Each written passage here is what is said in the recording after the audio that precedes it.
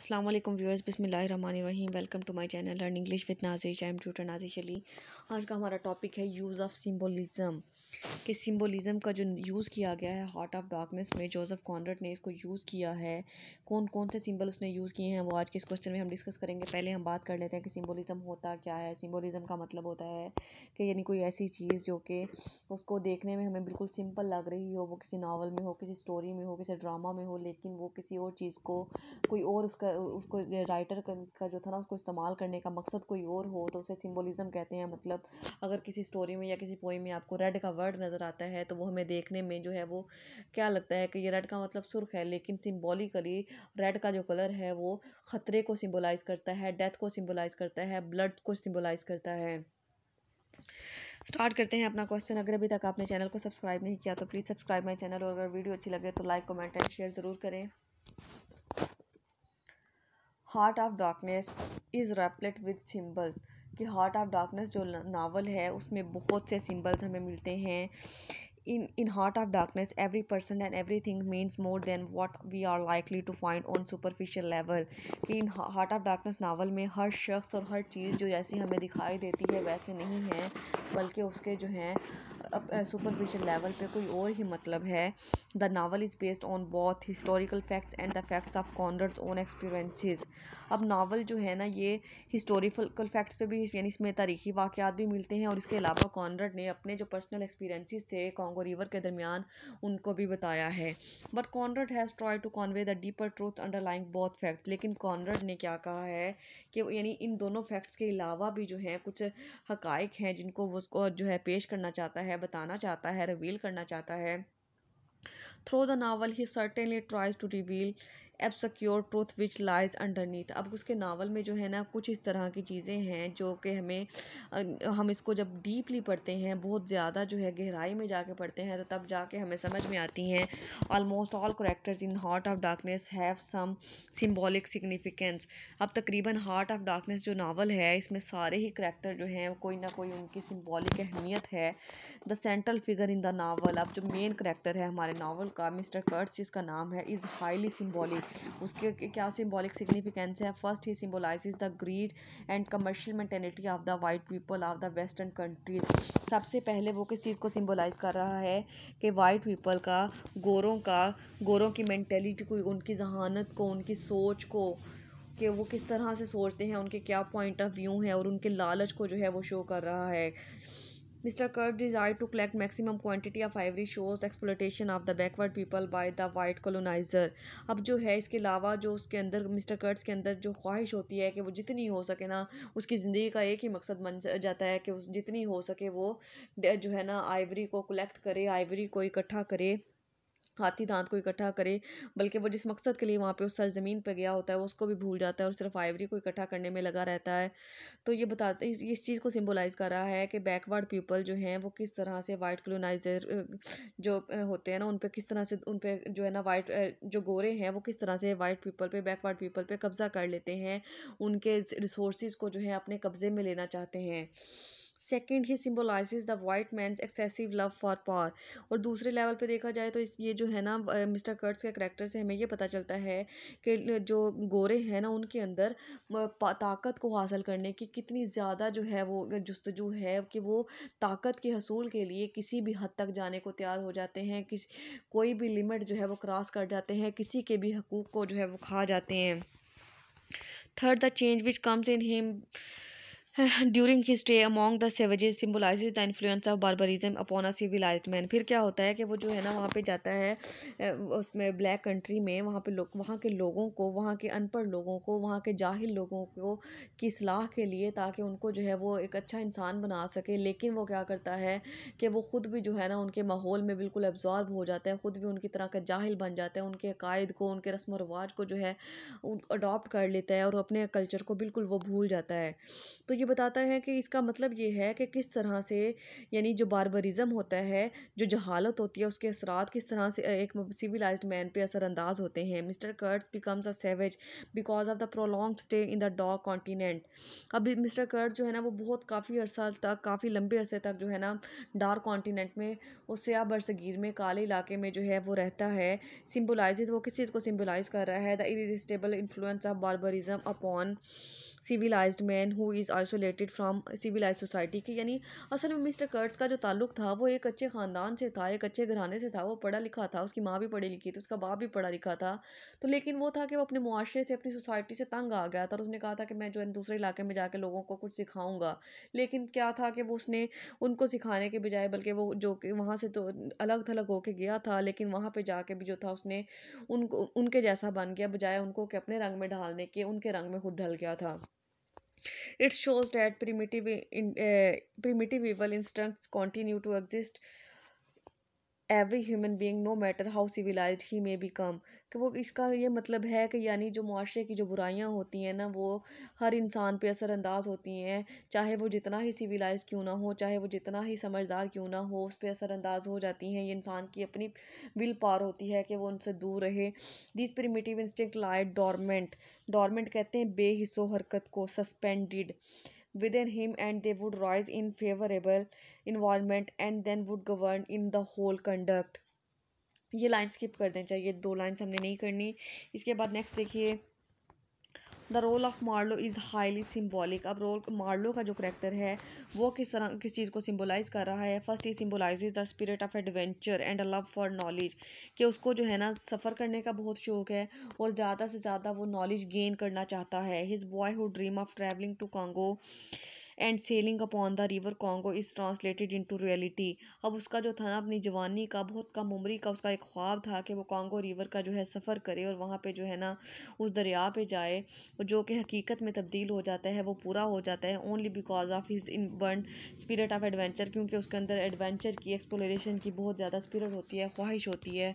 Indeed in his spirit in this respect he reminds the ancient traveller and explorer. असल में जो है वो हमें जो पुराने ज़माने के ट्रैवलर और एक्सप्लोरर होते थे उनकी याद दिलाता है। Second, Marlow symbolizes a thoughtful observer of nature and human nature. असल में मार्लो जो है सिम्बोलाइज़ कर रहा है किसी ऐसे ऑब्जर्वर को, किसी ऐसे इंसान को जिसे इंसानों के बारे में और नेचर के बारे में जानने का बहुत शौक़ होता है, बहुत इंटरेस्ट होता है। इसके बाद देखिए, second, Marlow symbolises a thoughtful observer of nature and human nature. He also symbolises a philosophical approach to human life by his constant brooding and meditation. Brooding and meditation कहते हैं गौर व फिक्र करना, किसी चीज़ को जो है ना बहुत माइन्यूटली लेना।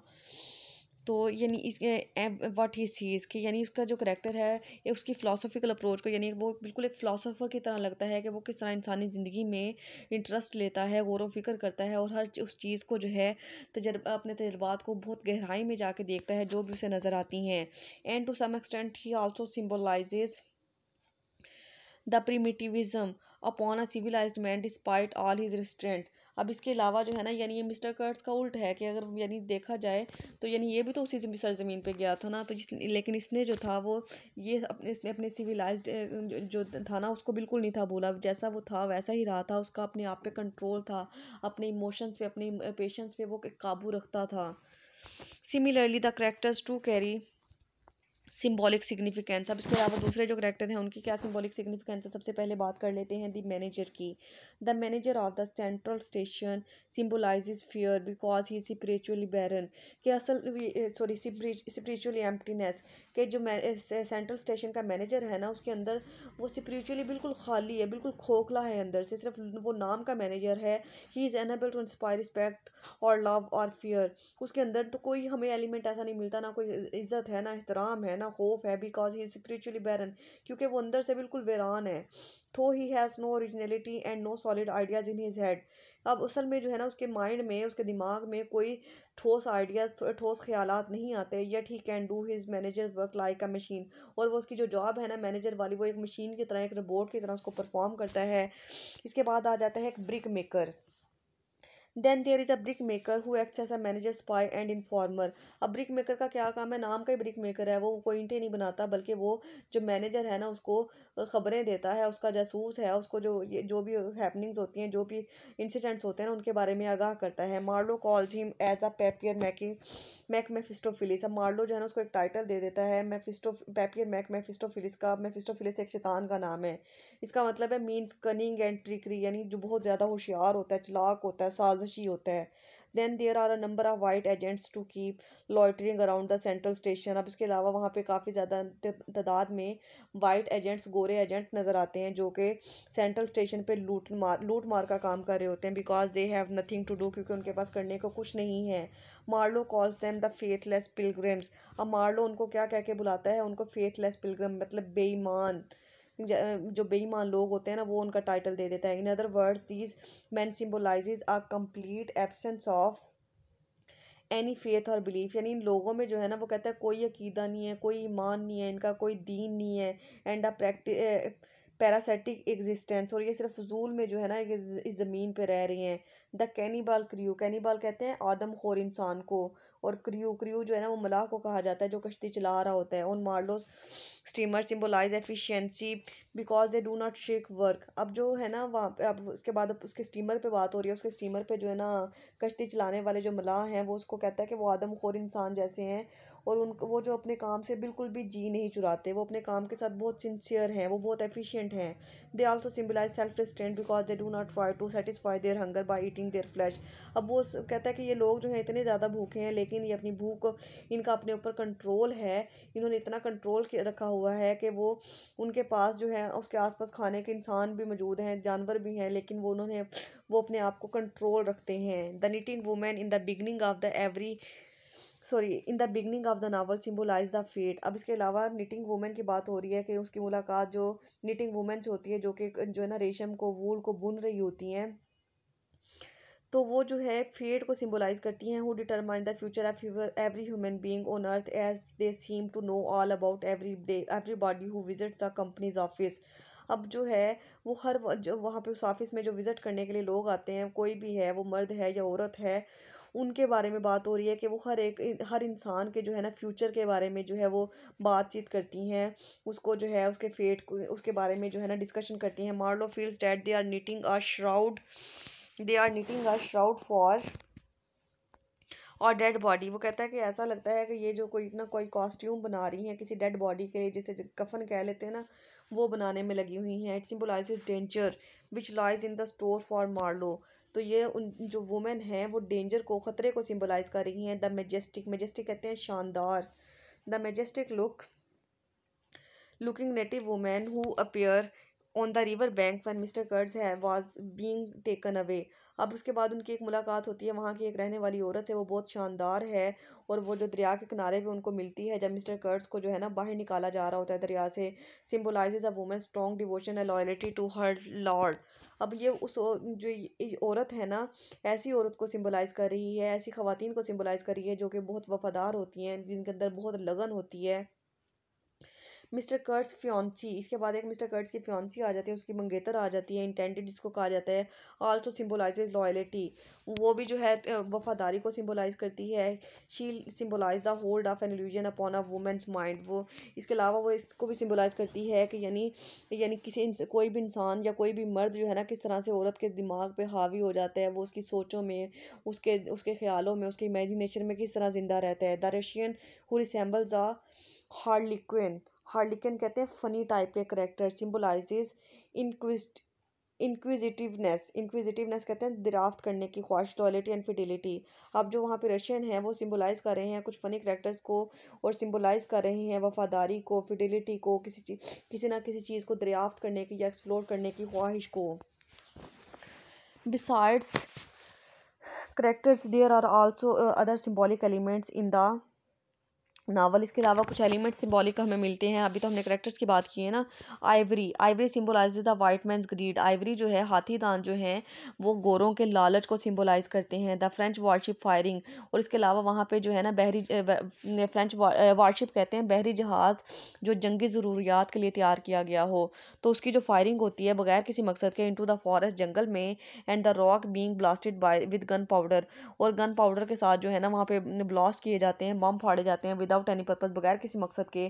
Symbolises the sense of fertility and aimlessness, वो किस चीज़ को सिम्बलाइज कर रहे हैं कि किस तरह से रिसोर्सेज का, पावर का जो है ज़िया किया जाता है और बगैर लोगों को जो है डराने की कोशिश की जाती है बगैर किसी वजह के, बगैर किसी मकसद के। Then the sight of the starve native, starve कहते हैं फाका कश लोगों को, बिल्कुल जो भूखे होते हैं। Symbolise suffering of the natives who do not receive any sympathy from the white. अब ये जो जो फाका कश लोग हैं, फाका कश नेटिव्स हैं, ये सिम्बोलाइज कर रहे हैं उन लोगों को जिनको वाइट पीपल की तरफ से, गोरों की तरफ से किसी किस्म की हमदर्दी, किसी किस्म की मदद जो है वो हासिल नहीं हो रही। Then half a dozen native man chain to one another, फिर उसके बाद उसकी वो देखता है कि यानी तकरीबन आधे दर्जन लोग जो हैं वो जंजीर में जकड़े हुए एक दूसरे के साथ जो है उनको लेके जाया जा रहा है। And each wearing iron collar, उनके गले में जो एक कड़ा होता है ना लोहे का जंजीर टाइप, वो उन्होंने पहना हुआ है। Around his neck symbolises the white man स्वे, स्वे कहते हैं हुक्मरानी को, रूल को, ओवर बैकवर्ड पीपल के, यानी वो इस चीज़ को सिम्बोलाइज कर रहा है कि वाइट जो गोरे हैं वो किस तरह से बैकवर्ड पीपल पे, गरीब लोगों पे, जो अनडेवलप्ड पीपल हैं उन पे किस तरह से हुक्मरानी करते हैं, उनको अपना गुलाम बना के रखते हैं। In short Conrad has effectively conveyed exploitation of the people of Congo through symbolic description. तो हम ये कह सकते हैं कि कॉन्वर्ड ने जो है कॉन्गो सॉरी बहुत ज़्यादा ये सारे एलिमेंट्स को जो है सिंबॉलिकली रिप्रेजेंट करके वहाँ के कॉन्गो के जो हालात थे, वहाँ की जो डार्कनेस थी, उसको जो है बहुत अच्छे से उसकी वजाहत दी है। फॉग, अब फॉग जो वहाँ पे धुंध होती है वो भी एक जो है ना डार्कनेस में ही आ जाती है कि यानी धुंध में हमें कुछ नज़र नहीं ना आता। Fog is a sort of corollary, corollary कहते हैं रिजल्ट या कंक्लूजन टू डार्कनेस। अब जो फॉग है, जो धुंध है, वो भी अंधेरे का ही नतीजा है। फॉग नॉट ओनली ऑब्सक्योर्स, ऑब्सक्योर्स कहते हैं अनक्लियर, बट डिस्टॉर्ट्स, डिस्टॉर्ट्स का मतलब होता है धोखा देना या गलत बयानी करना, यानी सही तरह से नज़र ना आना। It gives one just enough information to begin making decision but no way to जज the accuracy of the information. ये इस चीज़ को सिम्बोलाइज़ कर रही है कि यानी कुछ चीज़ें जो हैं हमसे हिडन होती हैं, हमसे छुपा ली जाती हैं, तो जब हमें पूरे हकाइक का नहीं पता होता या किसी चीज़ को हम मुकम्मल तौर पे या करेक्टली नहीं जानते, तो उसके बारे में अंदाज़ा लगाना जो है वो इतना सही साबित नहीं होता। Which often ends up being wrong, और जो कि बाद में जो है एक बुरे अंजाम का सबब बनता है। Marlow steamer is caught in the fog, अब मार्लो का जो स्टीमर होता है ना, जो उसका बहरी जहाज़ होता है, वो एक धुंध में जो है फंस जाता है। Meaning that he has no idea where he is going, मतलब उन्हें कुछ नज़र नहीं आता, उन्हें कुछ पता नहीं चलता कि वो कहाँ जा रहे हैं। विदर पेरिल, और पेरिल कहते हैं डर को, और ओपन वाटर लाइज अहेड, और उनके सामने जो है ना खुला पानी है और वो बहुत ज़्यादा खौफजदा हो जाते हैं। Further more the description of the natural scenery, इसके बाद नेचुरल सीनरी को भी इसमें डिस्क्राइब किया गया है। Also serves a symbolic purpose. The wild jungle and awe inspiring scenery makes an observer think that he has gone back to the beginning of the world. अब ये जो जंगल की बात की गई है, ग्रीनरी की बात की गई है, इतनी खूबसूरत सीनरीज की बात की गई है, तो वो जो एक ऑब्जर्वर है ना, जो देखने वाला है, उसको ऐसे लगता है कि वो बहुत पिछली दुनिया में चला गया है। When the huge trees working, जब बड़े बड़े जो दरख्त थे ना वो बादशाह हुआ करते थे। The silence of woods and the abundance, abundance कहते हैं प्लेंटी को, बहुत ज़्यादा मकदार में होना। Of tree symbolizes mystery and horror. अब जो वहाँ पे लकड़ियाँ हैं, जो जंगलात हैं, उनकी जो खामोशी है, वहाँ पे जो साइलेंस है ना, और बहुत ज़्यादा जो तादाद में वहाँ पे दरख्त हैं, वो खौफ को और मिस्ट्री को जो है सिम्बोलाइज कर रहे हैं। Behind trees these trees lurk lurk and the savages who would attack the white intruders any times, और ये जो इनके पीछे जो है ना, ये ऐसा लगता है कि हमला आवर जो छुपे हुए हैं और वो किसी भी वक्त उन पे हमला कर सकते हैं, उनको नुकसान पहुंचा सकते हैं। This recurrent imagery symbolises the larger darkness, इस तरह की जो इमेजरी है वो बहुत ज़्यादा जो अंधेरे हैं ना उसको सिम्बोलाइज करती है। Which is in the heart of the man, जो कि इंसान के दिल के अंदर होता है, इंसान के दिल के अंदर बैठा हुआ होता है खौफ। दस the use of imagery is not something additional और incidental, but it's integral or the central concept of the novel. अब ये जो इमेजरी को इस्तेमाल करने का मकसद जो है ना, कोई ना तो उसका इजाफा करने के लिए है, ना ही कोई हादसाती है, बल्कि ये जो नावल का कॉन्सेप्ट है ना, उससे जो इसका रिलेशन है, उससे इसका ताल्लुक है। In sharp contrast to this wild imagery the city of Russell symbolizes the corruption of white man civilization. अब जो इमेजरी का जंगली जो है ना जंगलात का जिक्र किया गया है ना, वो सिटी ऑफ रसल को सिम्बलाइज कर रहा है, the corruption of white man civilization, के जहाँ पे वाइट मैन जो हैं वो जो सिविलाइज पीपल हैं वो करप्शन करते हैं, लोगों को धोखा देते हैं, लोगों के हक खाते हैं। The city of Brussels seems to Marlow to be the whited structure. अब वो कहता है कि जो सिटी ऑफ रसल है ना, वो मार्लो को कहता है कि मुझे ऐसा लगता है ये जैसे गोरों का कोई मज़ार है, जहाँ पे गोरे जो हैं वो देवता बने बैठे हैं और दूसरों पे जो है हुकूमत कर रहे हैं, दूसरों को अपना गुलाम समझते हैं। That is something outwardly holy and pleasant but inwardly rotten। देखने में ये जो वाइटेड स्ट्रक्चर का वर्ड है ना, देखने में हमें ऐसा लगता है कि बहुत मुकद्दस वो चीज़ की बात हो रही है, लेकिन असल में ये उनका जो अंदर से गला सड़ापन है ना, उसको रिप्रेजेंट किया जा रहा है। गोरों का जो गला सड़ा निज़ाम है ना, उसकी बात हो रही है। Russell that symbolizes the degeneracy of the white man. अब रसल जो है ना, वो गोरों की जो है डीजनरेसी को, उनकी जो है बैकवर्डनेस को सिम्बोलाइज कर रहा है। The savage in the Congo are evil because of their primitive instincts but the civilized men of the white cities are evil because they are dominated by the new vices which civilization has brought its wake। अब जो वहाँ के रहने वाले जो है ना Congo, वहाँ पे इतनी ज़्यादा बुराइयां हैं, इतनी ज़्यादा जो है ना गलत काम होते हैं कि वो जो गोरे हैं ना, वो उस पर कंट्रोल नहीं करना चाहते, बल्कि उनको तो जो है ना अपनी हुकूमत करने का जो है ना एक मौका मिला हुआ है। वो उनको उनकी डेवलपमेंट के लिए कोई एक्शन नहीं लेते, बल्कि मज़ीद उनको जो है बुराई के घड़े में जो है ना वो खींचते चले जाते हैं। Finally Marlow journey into the journey Congo is symbolic, it is journey into Marlow subconsciousness. कि असल में जो मार्लो का जो सफ़र है ना कांगो का, वो कांगो का सफ़र नहीं कहलाता, बल्कि उसको journey to Marlow subconsciousness mind कहा जाता है, कि ये उसके जहन का सफ़र है, कि उसकी सोचों का सफ़र है, और journey into the subconsciousness mind of mankind in general. According to a critic it is psychological anthropological कहते हैं कि इंसानियात से मुतल्लिक जर्नी। वो कहता है कि ये जो एक क्रिटिक का मानना है कि ये जो जोसेफ कॉनरेड की जो मार्लो की जर्नी है ना, वो इंसानियात से मुतल्लिक है। The very title of the novel is also very symbolic. इसका जो टाइटल है वो भी सिम्बॉलिक है। The literal meaning of the phrase Heart of darkness is innermost region of the dark country.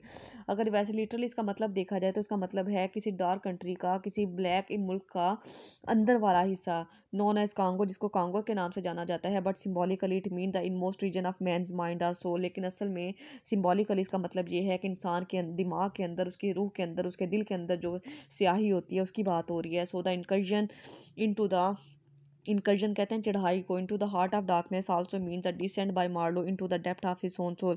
कि जैसे जैसे वो मार्लो जो है वो इसका सफ़र करता जाता है, आगे बढ़ता जाता है, वो अपनी रूह में जो है उतरता जाता है। As Marlow stands for Conrad himself, so novels also becomes a kind of exploration of Conrad's own mind during his visit to Congo. कि मार्लो जो है ना, मार्लो का जो करेक्टर कॉनरड ने चूज़ किया है, वो उसमें असल में अपने माइंड को, अपनी सोचों को, अपने एक्सपीरियंसिस को बताना चाह रहा है, जो कि उसने कांगो के सफ़र के दौरान उसने जो थे वो देखे थे। वो सारी चीज़ें उसने नावल में मार्लो के करैक्टर के ज़रिए हमें बताई हैं।